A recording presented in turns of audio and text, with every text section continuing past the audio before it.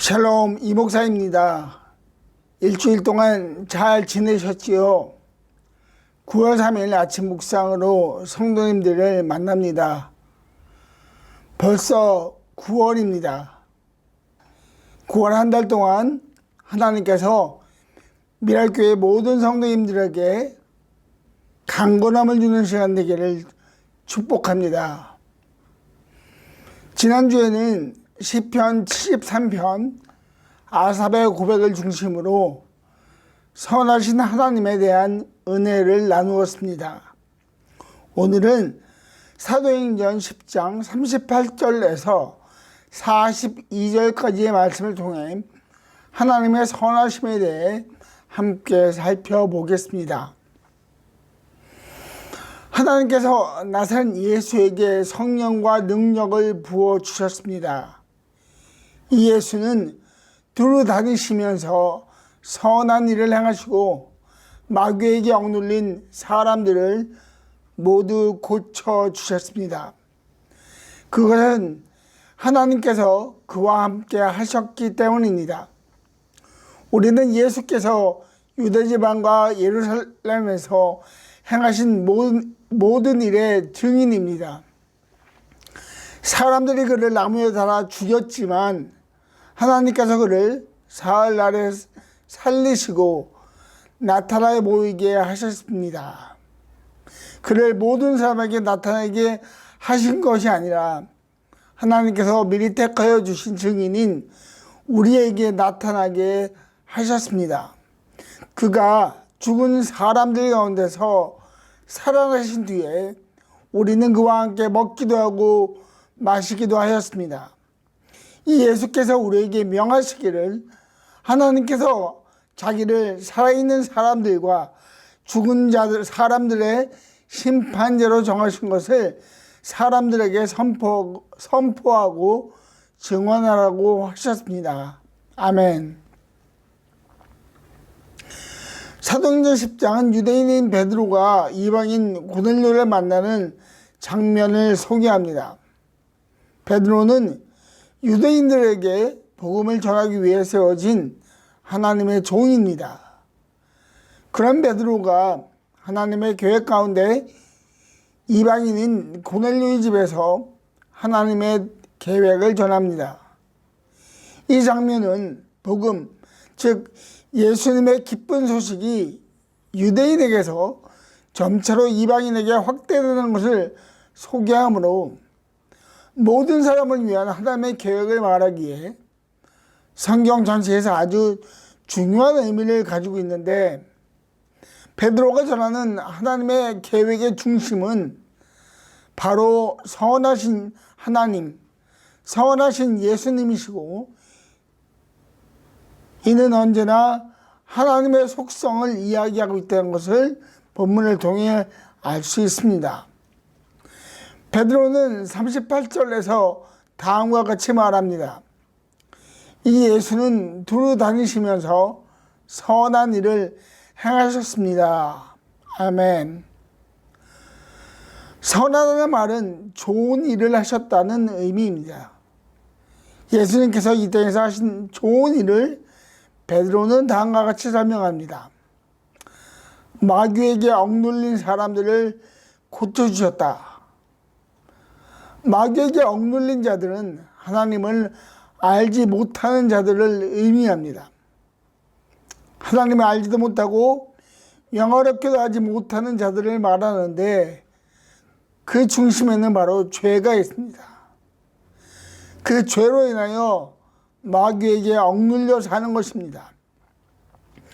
사도 바울은 이를 에베소서에서 다음과 같이 말합니다. 여러분도 전에는 허물과 죄로 죽었던 사람들입니다.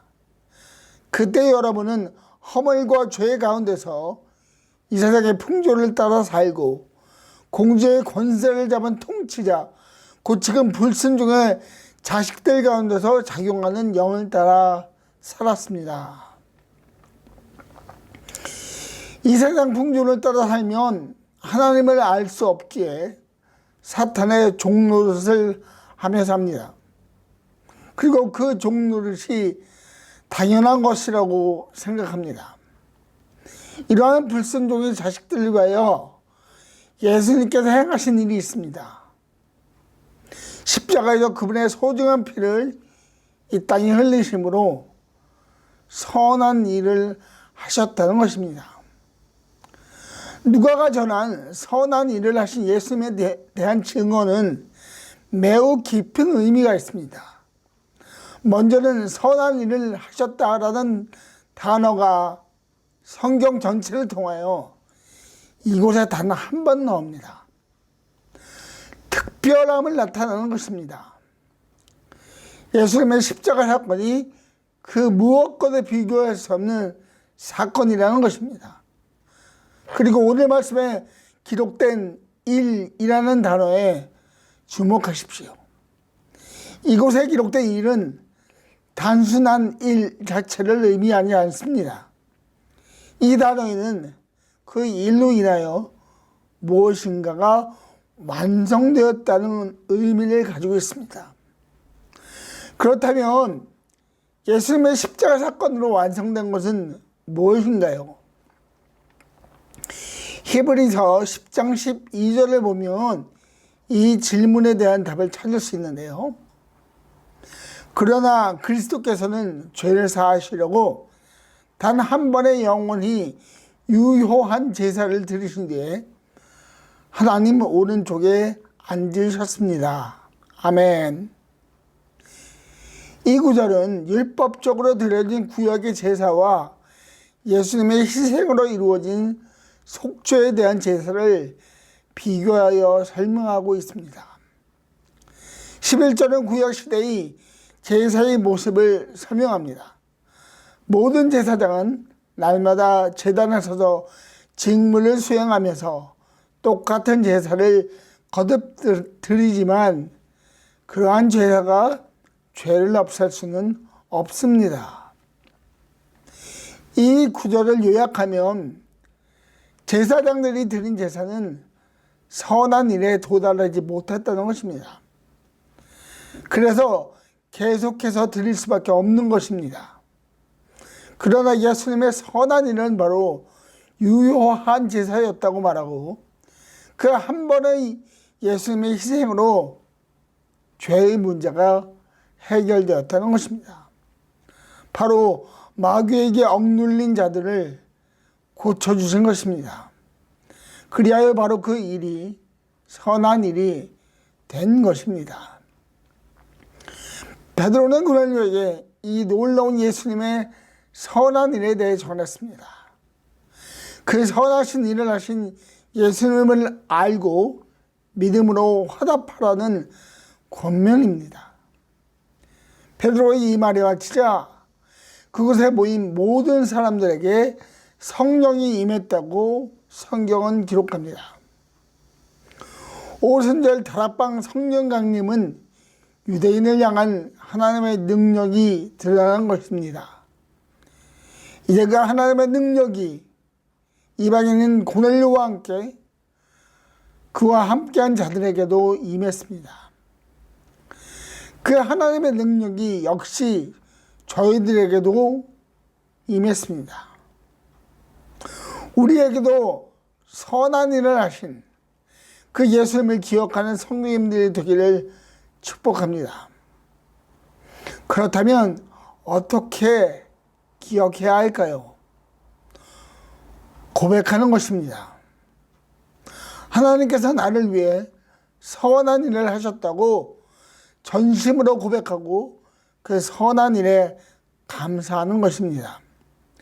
시편 107편 8절은 다음과 같이 말합니다.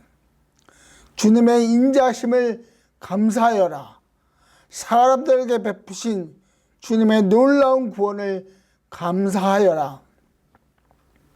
이 말씀과 같이 인자하시고 놀라운 구원을 베푸셔서 우리에게 선한 일을 행하신 하나님께 감사하는 하루가 되기를 예수님의 이름으로 축복합니다. 베드로는 고넬료에게 선한 일을 행하신 예수님에 대하여 증언하였습니다. 베드로는 이 증언에서 예수님의 선한 일에 믿음으로 화답하는 그리스도인의 모습에 관해 역시 증언하고 있음을 본문은 말합니다. 42절입니다. 이 예수께서 우리에게 명하시기를 하나님께서 자기를 살아있는 사람들과 죽은 사람들의 심판제로 정하신 것을 사람들에게 선포하고 증언하라고 하셨습니다. 베드로가 전한 증언이라는 말에는 특별한 의미가 있습니다. 이 말은 철저하다라는 의미와 증언하다라는 두 의미가 합쳐진 말입니다. 즉 철저히 빠짐없이 있는 그대로 증언하라는 것입니다. 그렇다면 베드로는 고넬료에게 무엇을 증언하라고 하는 것일까요? 바로 하나님의, 예수님의 선하심입니다. 예수님께서 이 땅에 하신 선하신 일들, 즉 하늘나라에 대한 말씀하신 것과 육신의 연약함을 가진 자들을 고쳐주신 일들, 죽은 자를 살리신 선하심, 십자가에 달리셨지만 사흘 만에 다시 살아나셔서 모든 어둠의 권세를 이기신 선하심을 선포하라는 것입니다. 예수님의 선하심을 선포하는 것이 그분을 믿는 자들이 마땅히 해야 할 일이라는 것을 베드로는 말합니다. 다음으로 이 선포에는 하나님의 도우심이 절대적으로 필요하다는 것을 알 수 있습니다. 증언하라라는 말은 중간태라는 동사 형태로 쓰여져 있습니다. 중간태는 수동태와 능동태가 합쳐진 의미라고 이해하면 되는데, 그리스도인의 증언의 출발점이 바로 하나님이라는 것입니다. 하나님의 능력으로부터 시작된다는 것입니다. 하나님의 능력이 없으면 우리는 선포할 수 없습니다. 그렇게 그 하나님을 만나고 하나님과 동행하면 자연스럽게 저희들은 하나님의 선하심에 대하여 증언할 수 있게 되는 것입니다. 42절 말씀을 통해 이해할 수 있는 것은 하나님의 선하심을 전하는 것은 적극적이어야 한다는 것입니다. 성경은 우리에게 하나님의 선하심에 대해서 적극적으로 증언해야 한다고 말합니다.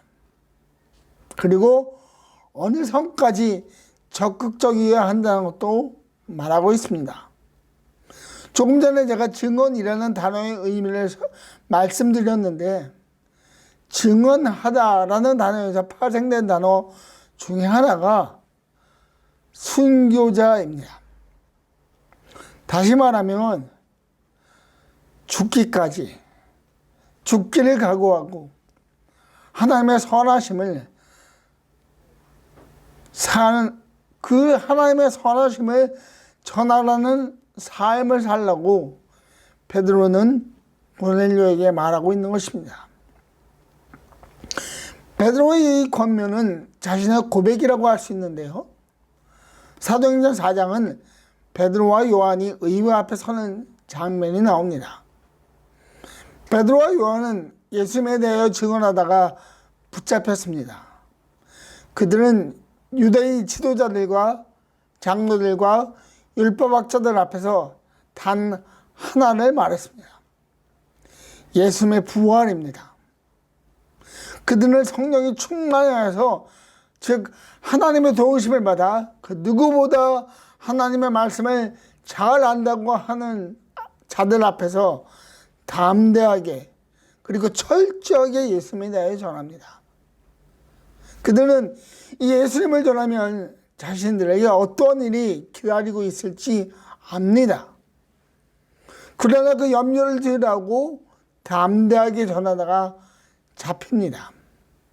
그들에게는 예수님의 선하심보다 더 귀한 것이 없다는 것을 경험했기 때문입니다. 하나님께서 저희들을 부르신 이유도 명확합니다. 하나님의 선하심을 맛보고 그 선하심을 담대하게 전하라는 것입니다. 그 전하는 일에 하나님은 우리를 성령의 충만함으로 채우사 하나님 나라를 위해 저희들을 사용하실 것입니다. 그렇다면 어떻게 그 선하심을 증거할 수 있을까요? 바로 저희들의 말과 행동입니다. 성령님께서 저희들에게 감동을 주사 복음을 적극적으로 전하라는 그 사람들이 있습니다. 그러한 사람들에게는 하나님의 선하심을 우리의 입술을 통해 적극적으로 전해야 하고 결단을 촉구해야 합니다. 그리고 저희들의 행동이 구별된 자의 모습이어야 합니다. 예루살렘 교회는 유대인 공동체와 달랐습니다. 하나님을 향한 열정과 동시에 사람을 향한 태도가 유대인 지도자들과는 달랐습니다. 지금은 현 시대에는 이러한 행동으로 나타나는 복음이 필요한 시기입니다. 그러므로 오늘 만나게 될 사람들을 귀히 여기십시오. 그리고 그리스도의 사랑으로 품고 기도하며 행동하십시오. 그리하면 저희를 통해 예수 그리스도의 선하심이 이 세상에 울려 퍼질 것입니다. 그러한 축복이 넘치는 하루가 되기를 예수님의 이름으로 축복합니다. 기도하겠습니다. 아버지 하나님 감사합니다. 하나님의 선하심을 저희들에게 비추어 주시니 감사합니다. 그 선하심으로 부르신 하나님, 그 부르심에 대한 우리들을 향한 주님의 계획이 있음을 압니다. 하나님, 오늘 저희들 살면서 그 부르심에 대한 계획과 하나님의 뜻을 온전히 구별 알고 깨달아 사람을 귀히 여기고 우리의 입술을 통하여 복음을 전하며 우리의 행동을 통하여 그리스도의 향기를 드러내는 하루가 될 수 있도록 축복하여 주십시오. 예수 그리스도의 이름으로 기도하였습니다. 아멘.